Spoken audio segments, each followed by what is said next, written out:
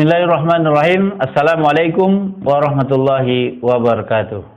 Sahabat SBS Channel mana saja berada, pada video kali ini saya ingin menyampaikan sebuah informasi kepada sahabat semua tentang mantan Gubernur Riau Haji Anas Ma'mun yang ditetapkan sebagai tersangka oleh Komisi Pemberantasan Korupsi. Saya menyebutkannya lagi-lagi Anas Ma'mun karena beberapa waktu belakangan ini nama Anas Ma'mun kembali mencuat, terutama setelah beliau memutuskan pindah dari Partai Golkar ke Partai Nasdem. Banyak yang memunculkan pendapat apa gerangan yang menyebabkan beliau pindah dari Partai Golkar yang sudah lama dibesarkannya dan juga membesarkan dirinya ke Partai Nasdem. Target politik apa yang akan dikejar oleh Haji Anas Ma'mun?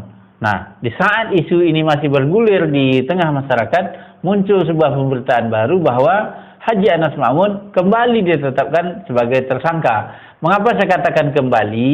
Karena belum lama ini, beberapa tahun yang lalu tentunya, Haji Anas Ma'mun sudah ditetapkan oleh pengadilan bersalah dalam kasus alih fungsi lahan di Riau. Anas Ma'mun sudah menjalani masa hukumannya dan mendapatkan gerasi dari Presiden Joko Widodo pengurangan 1 tahun masa tahanan.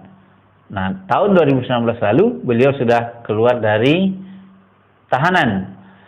Nah, sekarang Haji Anas Ma'mun kembali akan berhadapan dengan Komisi Pemberantasan Korupsi dalam kasus RAPBD Riau.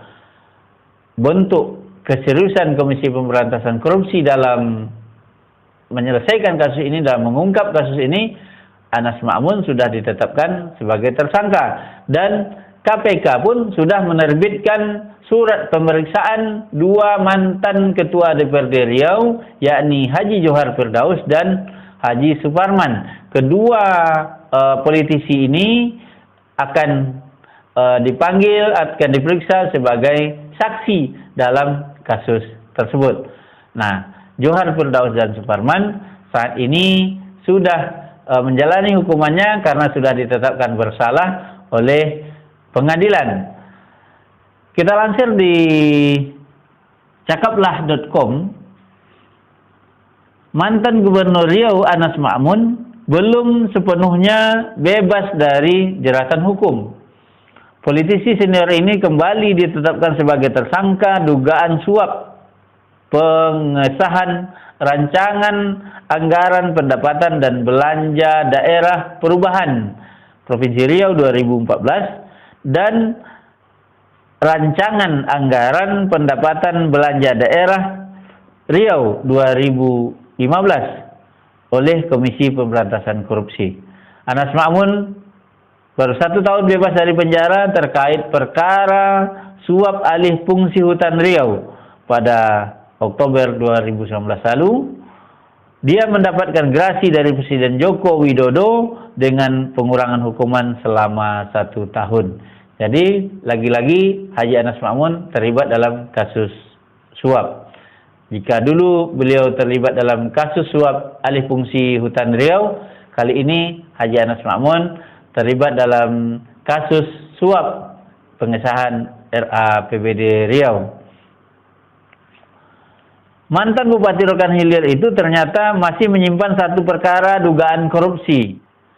Saat menjabat Gubernur Riau, ia diduga memberikan suap ke anggota DPRD Riau terkait pembahasan RAPBD Riau Perubahan tahun 2014 dan RAPBD Riau tahun 2015. Dalam kasus ini, sejumlah anggota DPRD Riau kala itu terseret dan sudah divonis. Di antaranya 2 mantan Ketua DPRD Riau, Johar Firdaus dan Suparman. Keduanya sudah nyatakan bersalah oleh pengadilan dan menjalani masa penahanan. Johar Firdaus akan diperiksa di Mapolda Riau pada tanggal 26 Oktober 2021, sedangkan Suparman sehari berikutnya, yakni pada tanggal 27 Oktober 2021. Ini tentu saja akan memunculkan fakta-fakta baru, apalagi kalau kita baca di pemberitaan beberapa hari lalu, Johar Firdaus sudah bicara belak-belakan dalam kasus ini, yang mengatakan bahwa katanya Suparman sebetulnya korban dalam kasus suap RAPBD Riau ini. Sebagai masyarakat yang tentu saja kita tidak tahu kasus sebenarnya, maka mari kita tunggu penegakan hukum ini, dan kita berharap penegakan hukumnya akan berjalan sebagaimana yang kita harapkan. Yang salah tetap harus dihukum dan harus mempertanggungjawabkan perbuatannya, dan semoga kasus-kasus seperti ini tidak terjadi lagi di Riau. Apalagi sahabat semua, dalam beberapa hari ini mencuat beberapa kasus dugaan-dugaan korupsi di Provinsi Riau. Kita ketahui Bupati Kuantan Sengingi, Andi Putra, juga ditangkap oleh Komisi Pemberantasan Korupsi dalam kasus dugaan suap pengurusan izin lahan kelapa sawit. Kemudian di Rokan Hulu, seorang oknum kepala desa bersama satu perangkatnya juga ditangkap oleh tim Cyber Pungli Polres Rokan Hulu, juga dalam kasus dugaan korupsi pengurusan surat tanah. Jadi kita berharap ada efek jera dari kasus yang terjadi dan hukuman yang diberikan.